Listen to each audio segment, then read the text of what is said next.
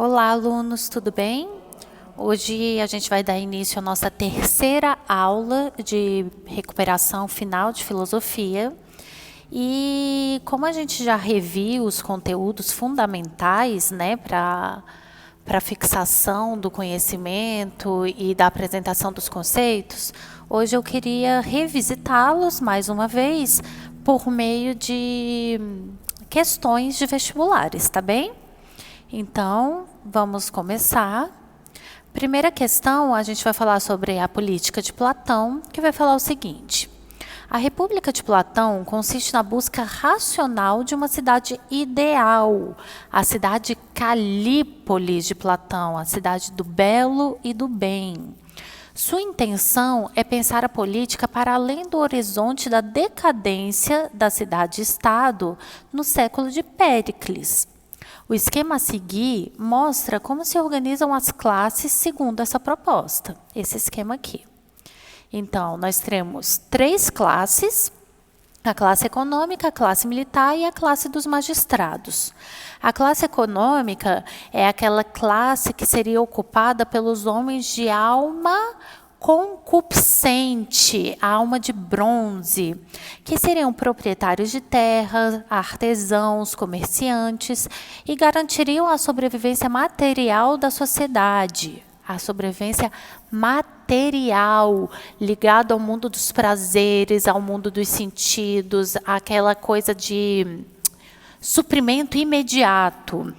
A classe militar, que seria a classe dos guerreiros, aqueles que possuem alma de prata e que têm alma irascível, que são os responsáveis pela defesa da cidade.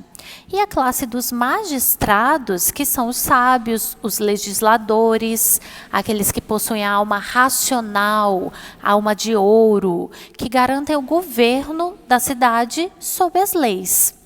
Por isso que Platão vai falar daquela ideia do rei filósofo, né? Os filósofos ou deveriam ser reis, ou os reis deveriam ser filósofos. Então, com base na obra de Platão e no esquema seguinte, atribua verdadeiro ou falso as afirmativas a seguir. Na cidade imaginária de Platão, em todas as classes se contestam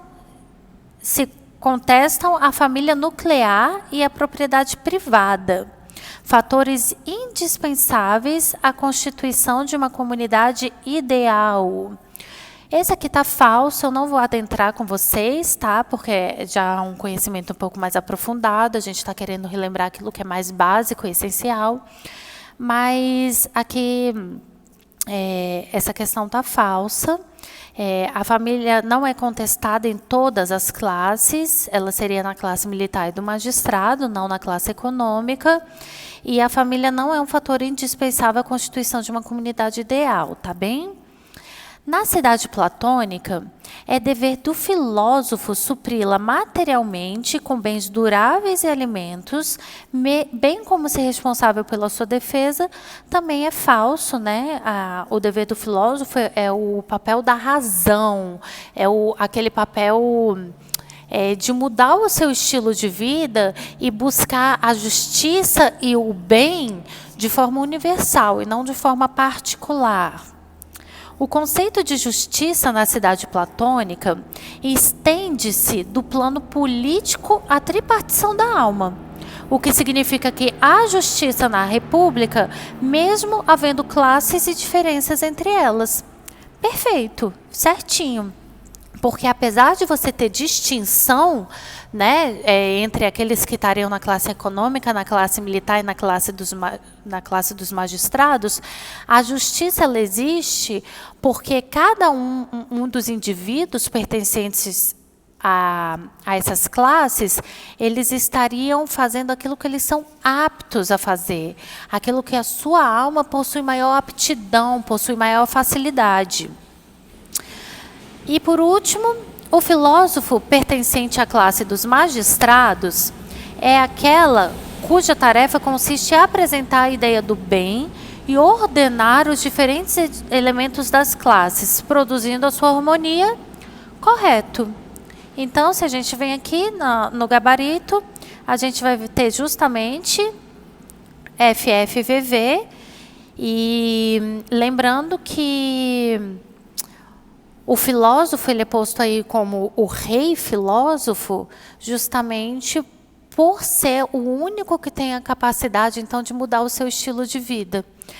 De ter essa ideia de que a virtude pode ser aprendida. E a virtude em se buscar a justiça e o bem coletivo, ele só pode ser achado por meio da razão, tá? Outra questãozinha aqui, onde a gente vai falar. Considere as seguintes afirmativas relacionadas à política de Aristóteles.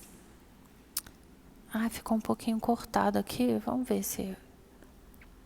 Deixa eu ver aqui. O homem é um animal político por natureza, zoon politikon. Ou seja, é da natureza humana buscar a vida em comunidade e, portanto, a política não é por convenção, nomos, mas por natureza, physei. Correta, corretíssima. A principal contribuição aí de Aristóteles no pensamento político é justamente essa ideia do zoon politikon. O homem é naturalmente um animal político, né? A natureza do homem pede que ele viva em comunidade. 2.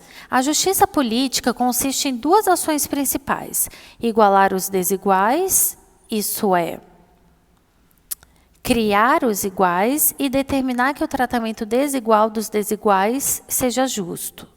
Eu não vou adentrar também nessa questão aqui, porque é um pouco mais aprofundado, a gente viu durante o ano, a gente quer agora justamente pegar aquilo que é mais concreto, aquilo que é mais essencial do nosso conteúdo, mas essa questão estaria correta.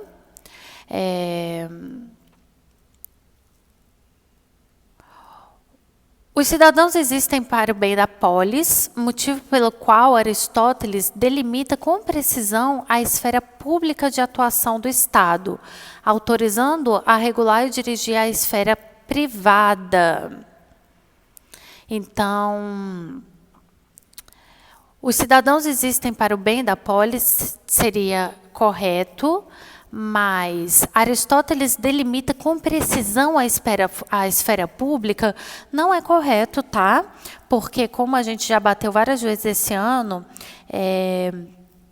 para os gregos antigos não existe essa diferenciação entre esfera pública e esfera privada, né? O homem, antes de ser um indivíduo, ele é um cidadão. Então, a gente não faz essa distinção na filosofia antiga, na política da antiguidade.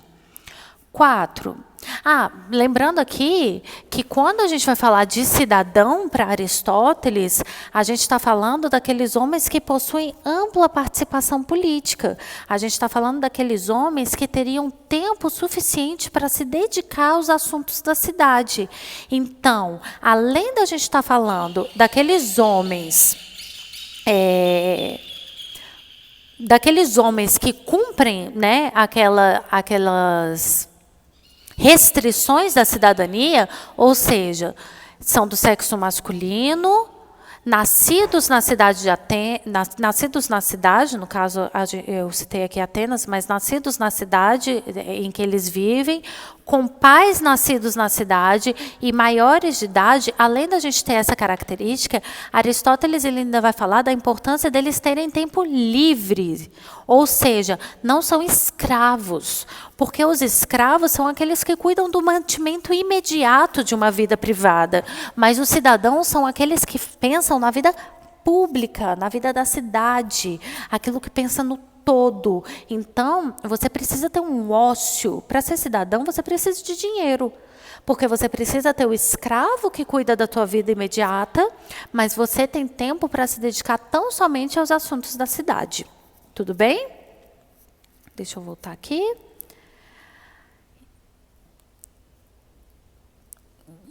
Eu já tinha terminado? Não, né? Eu tinha falado só dos cidadãos. Enfim, já liberei aqui o gabarito para vocês, mas vamos lá. Então, a questão está errada. 4. Existem 3 formas básicas de governo correto: o governo de um só, monarquia; o governo do pequeno grupo, aristocracia; e o governo da maioria, politia. Essa questão aqui ela é muito difícil da gente responder, porque esses seriam os exemplos que Aristóteles te daria, né, sobre governos virtuosos, daqueles governos em que aqueles que estão no poder estão pensando no bem coletivo e não no bem individual, mas Aristóteles ele não fala que existem só esses tipos de governo. Tá?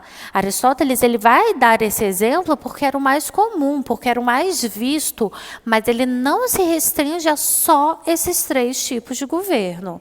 Então, aqui, a nossa questão é errada. E questão 5, que era justamente a que eu queria ler, que ficou cortado para a gente. A ciência política deve pautar-se essencialmente por perspectivas ideais, deixando de lado as perspectivas de natureza pragmática e empírica. Errado para Aristóteles, não. Aristóteles ele vai falar justamente da importância da gente analisar aquilo que é empírico, aquilo que a gente pode observar no nosso dia a dia, nas nossas experiências cotidianas. Próxima questão, que a gente vai falar aí de Maquiavel. Maquiavel, um trechinho de um texto, né? Maquiavel elogia a República Romana como tendo sido a mais perfeita forma de governo e um verdadeiro Estado unido pelo espírito público de seus cidadãos. No entanto, numa época como a sua, seria necessário um líder que utilizasse a força como princípio, tese que desenvolve em um príncipe. Então, relembrando aqui, quando a gente vai falar do Príncipe de Maquiavel, o livro de Maquiavel, a gente vai falar que ele apresenta aquela sua ideia mais importante de que os fins justificam os meios. Maquiavel ele vai falar que as ações para se alcançar o poder são justificadas quando a gente fala de política. Porque Maquiavel ele está falando justamente do realismo político, da prática política. O mais importante da ação política é a manutenção do poder. Ponto. E para que um governante consiga se manter no poder, vale tudo. Correto? Então, a obra O Príncipe foi escrita por Maquiavel em 1513 e publicada em 1532. Nela, o pensador florentino rejeita a noção de república, valorizando o princípio de participação política direta de todos os cidadãos? Não, né? Pelo contrário, ele está falando aqui muito mais sobre uma questão de absolutismo. Inclusive, ele vai falar que para o governante se manter no poder, ele precisa traçar estratégias políticas, né? Por exemplo, ele precisa saber agir com a sua força racional, mas também com a sua força animal. Ele precisa ter a astúcia de uma raposa e a força de um lobo. B. Defende a submissão do poder secular ao poder atemporal, reconhecer a igreja como o centro da vida política? Errado. Maquiavel ele vai distinguir o pensamento político do pensamento ético e do pensamento religioso. Né? As ações políticas elas não têm nada a ver com as ações morais que buscam a justiça, a virtude, a verdade absoluta, e nem com as ideias da igreja, né, do bem supremo, de aliar as ações políticas com as ideias religiosas. Não. As ações políticas elas visam a manutenção do poder. C. Analisa experiências políticas do passado e do presente, propondo um modelo de atuação do governante? Correto. É justamente por meio de análises de experiências políticas que deram certo ao longo da história e de que estão dando certo no momento presente de Maquiavel, que ele vai propor as estratégias e as ações que um príncipe deveria tomar. D. Celebra o princípio da experiência do indivíduo, identificando os conselhos dos anciãos como origem de todo o poder? Errado. Maquiavel ele vai falar da prática política, aquilo que vale naquele momento. É claro que eu vou me basear em histórias, eu vou me basear em exemplos, eu vou tentar tomar o que já aconteceu historicamente como uma lição, mas daí eu não vou considerar o Conselho do Oceano como origem de todo o poder. Quem manda é o governante. E a ação do governante visa a manutenção do seu próprio poder. E questiona o militarismo da Roma antiga, sugerindo aos governantes abandonar projetos imperiais e expansionistas. Errado, né? Na verdade, cada governante vai fazer aí o que lhe der na telha, o que for mais importante para si e para a manutenção do seu próprio poder. Então, aqui, nosso gabarito, letra C. Nossa próxima questão, a gente já vai... Isso tudo que a gente falou até agora foi primeiro trimestre. A gente tem 7 ou 8 questões de primeiro trimestre aí na prova, não lembro exatamente. Mas agora a gente começa o segundo trimestre, que a gente falou sobre os contratualistas. Texto 1. Essa é uma questão do Enem, tá, gente? Não dá para ver aqui direitinho, mas é uma questão do Enem de 2018. Texto 1. Tudo aquilo que é válido para um tempo de guerra, em que todo homem é inimigo de todo homem, é válido também para o tempo durante o qual os homens vivem sem outra segurança, senão a que lhes pode ser oferecida por sua própria força e invenção. Então, aqui a gente vai ter Hobbes começando a explicar a natureza do homem, né? O homem no seu estado de natureza, que é mau, violento e vive por meio do medo. E a gente também vai ver aqui que Hobbes ele aproxima o homem no seu estado de natureza. Ele aproxima não, na verdade, ele identifica o homem no seu estado de natureza como um homem num estado de guerra constante, de todos contra todos. E no texto 2... Não vamos concluir com Hobbes que, por não ter nenhuma ideia de bondade, o homem seja naturalmente mau. Esse autor deveria dizer que, sendo o estado de natureza aquele em que o cuidado de nossa conservação é menos prejudicial à dos outros, esse estado era, por conseguinte, o mais próprio à paz e o mais conveniente ao gênero humano. Então, aqui ele está comparando duas ideias, né? A ideia de Hobbes, que é a famosa ideia de que o homem é o lobo do próprio homem, e a ideia de Rousseau, que traz aí uma ideia que é contrária a de Hobbes, que vai falar que o homem é bom por natureza, mas a sociedade o corrompe. O homem, para Rousseau, ele é bom por natureza, ele é moralmente bom, ele não conhece o que é o mal, ele é sadio, né? Biologicamente sadio, ele está apto a agir de forma justa e boa no mundo em que lhe cerca. Os trechos apresentam divergências conceituais entre autores que sustentam o entendimento segundo o qual a igualdade entre os homens se dá em razão de uma: a predisposição ao conhecimento.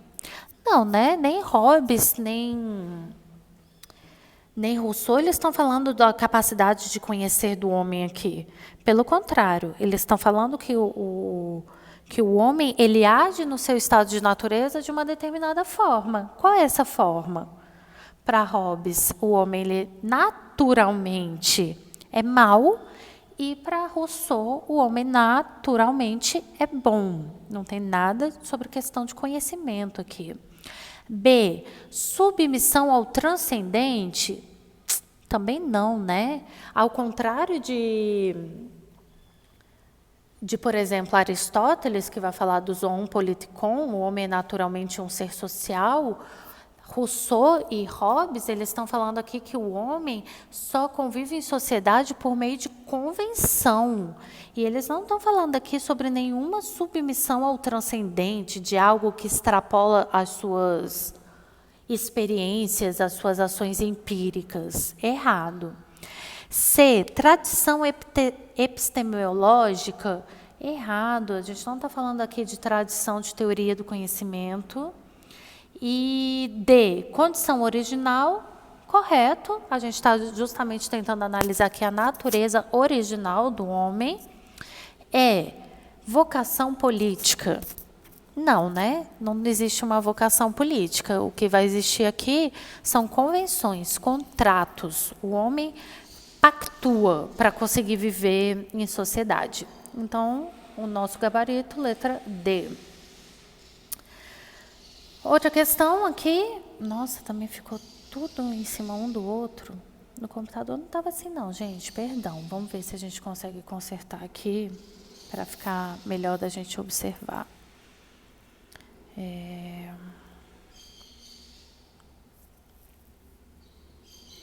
Não, também ficou feio, mas vamos lá, tentar assim mesmo. Sendo os homens, por natureza, todos livres e iguais, independentes, ninguém pode ser expulso de sua propriedade e submetido ao poder político de outrem sem dar consentimento. A maneira única em virtude da qual uma pessoa qualquer renuncia à liberdade natural e se reveste dos laços da sociedade civil consiste em concordar com outras pessoas, em juntar-se e unir-se em comunidade para viverem com segurança, conforto e paz uma com as outras, gozando garantidamente das propriedades que tiverem e desfrutando de maior proteção contra quem quer que não faça parte dela. Isso aqui é uma ideia de Locke, da sua ideia de pacto social. E aí ele vai falar, segundo a teoria de formação do Estado de John Locke, para viver em sociedade, o cidadão deve... Deixa eu ver se eu consigo ler aqui o item A para vocês.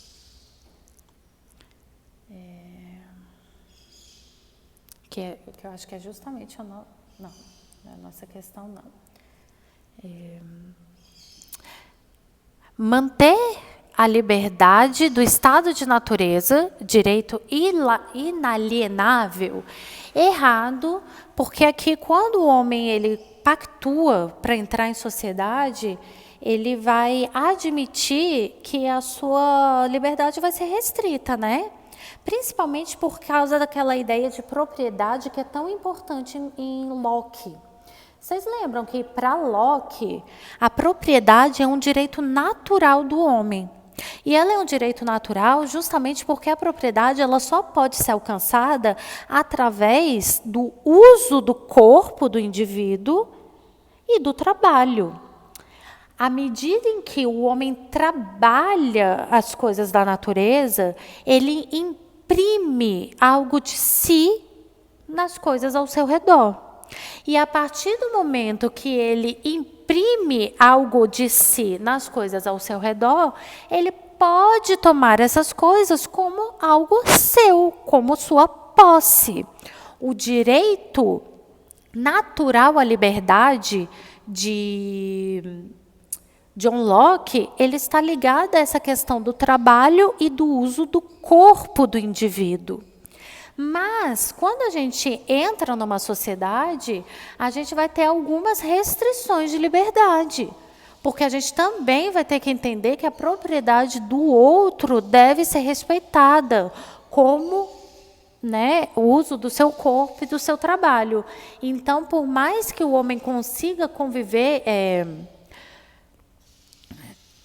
em paz, em harmonia e com liberdade, a sua liberdade ela não é tal e qual a do seu estado de natureza. Ela tem algumas modificações, principalmente aquelas liberdades que são regidas pela lei, tá? Pelo estado civil. B. Abrir mão de seus direitos individuais em prol do bem comum? Não, né, gente? De jeito nenhum. O homem ele quer continuar tendo seus direitos individuais e ele não vai abrir mão deles, tá? C. Abdicar de sua propriedade e submeter-se ao direito ao poder do mais forte? Errado. Essa ideia aqui ela estaria mais ligada à ideia de Thomas Hobbes, né? Para John Locke, o homem não abdica de sua propriedade. O que o homem faz é transferir o direito de defesa e de julgamento ao Estado. Mas ele não se submete ao poder do mais forte, né? Ele cria uma forma aí de manter os teus direitos naturais de vida, liberdade, igualdade e propriedade, mas não defendê-los por conta própria. Se ele precisar defender algum desses direitos, ele vai pedir para que o Estado intervenha. E renunciar à posse jurídica de seus bens, mas não à sua independência. Renunciar à posse jurídica de seus bens? Errado, né? Aqui a gente não vai ter uma renúncia de bens. A gente vai ter justamente um pedido para que o Estado intervenha quando precisa defender os bens ou quando precisa fazer julgamentos parciais. Então, nosso item aqui é o item D. Concorda com as normas estabelecidas para a vida em sociedade. Concorda com aquilo que a lei vai positivar como sendo necessário que o homem haja de acordo para que possa estar em sociedade. Tudo bem? Na nossa próxima questão, a gente já vai entrar em Habermas, então eu vou interromper aqui o nosso vídeo para ele não ficar muito longo, muito cansativo, tá? Para o segundo trimestre, a gente também vai falar sobre Montesquieu. E aí, para falar sobre Montesquieu, que a gente não colocou aqui no nosso slide, a gente precisa lembrar que Montesquieu ele vai falar sobre a questão do poder. Ele vai falar que somente um poder pode frear outro poder. Justamente por isso, ele vai propor aquela ideia da tripartição dos poderes: legislativo, executivo e judiciário. De uma forma em que cada poder tem as suas próprias atribuições, mas cada poder é prerrogativa, né, a frase de Montesquieu, é prerrogativa do poder querer abusar, né? Então, justamente para que esses poderes não queiram ir além daquilo que é próprio da sua ação, ele vai falar dos sistemas de freios e contrapesos, check and balances, onde ele vai falar que cada poder, ele também é uma forma de fiscalizar o outro poder e ver se ele está agindo dentro das suas atribuições ou se ele está extrapolando. Tudo bem? Então, o conteúdo do primeiro trimestre, a gente tem aí o conteúdo de filosofia política na antiguidade, com Platão e Aristóteles, e filosofia política no Renascimento, com Maquiavel. Segundo trimestre, a gente falou sobre filosofia política na modernidade, com os contratualistas, Thomas Hobbes, John Locke, Jean-Jacques Rousseau. E ainda na modernidade, a gente fala sobre Montesquieu. Perfeito? Vou interromper aqui o nosso vídeo para a gente ter uma segunda parte dele, falando sobre o nosso terceiro trimestre. Bons estudos e até já!